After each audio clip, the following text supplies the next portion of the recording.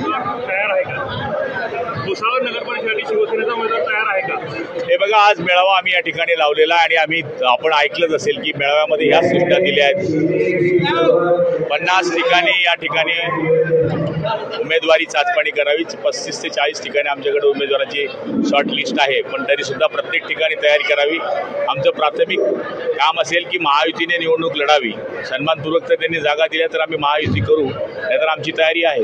येथील आमदार आणि विद्यमान मंत्री त्यांनी त्यांच्या मिसेसचा उमेदवारी अर्ज किंवा माझी मिसेस लढणार आहे असं जाहीर फेसबुकला टाकून दिलेलं होतं। नंतर त्यांनी काढलं, परंतु त्यांची मानसिकता आणि त्यांची भूमिका काय आहे ही जाहीर झाली, त्याबद्दल आपण काय बोलतो?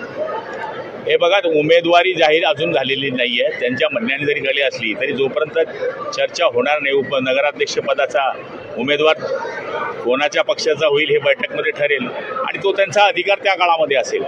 त्यांनी डिक्लेअर केलं, पण ते अधिकृत होत नाही जोपर्यंत एबी फॉर्म येत नाही किंवा महायुतीच्या चर्चा होत नाही तोपर्यंत आपण अधिकृत कसं पकडू शकतो?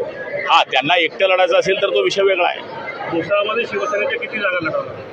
हे बघा, आता जोपर्यंत चर्चा होत नाही आमची मागणी ही ज्या पद्धतीची असेल त्यांनी सन्मानपूर्वक जर आम्हाला तोडगा दिला, चांगल्या जागा दिल्या, आम्ही फार आग्रह नाही आहेत, आमच्या ताकदीनुसार आम्ही जागा मागू।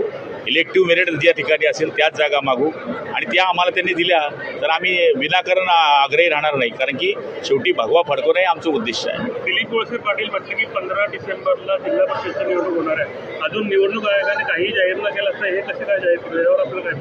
हे त्यांचं व्यक्तिगत मत असावं। मला तरी वाटतं की हे त्यांचं स्वतःचं मत आहे, हे सरकारचं मत नाही आहे।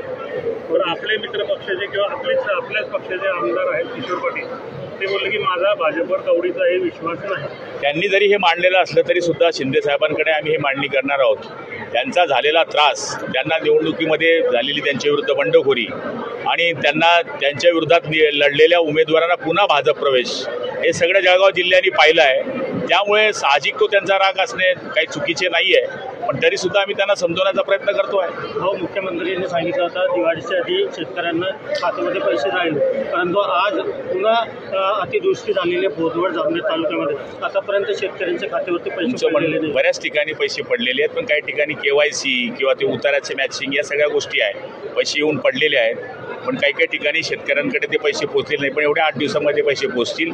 जिथे अतिवृष्टी झालेली आहे तिथे पंचनाम्याची सुद्धा आपण जिल्हाधिकाऱ्यांना सूचना केलेल्या आहे। त्यांनी जर पंचनामे करण्याकरता काय केलं तर उद्याच्या दिवशी परवाच्या दिवशी कॅबिनेट आहे, कॅबिनेटमध्ये हा विषय मांडला जाईल। एकनाथराव खडसे यांनी बांधावर जाऊन पाहणी केली आहे, त्यांनी सांगितलं ही जी सरकार आहे दिवाळखोर सरकार आहे, त्यांच्या खात्यामध्ये आता पैसेच नाही आहे वाटेला, असा खडसेंनी आरोप केला। अहो, केळीचे 400 कोटी या जिल्ह्यामध्ये आले, पावसाच्या पडलेल्या पाण्याचे पैसे या ठिकाणी आले।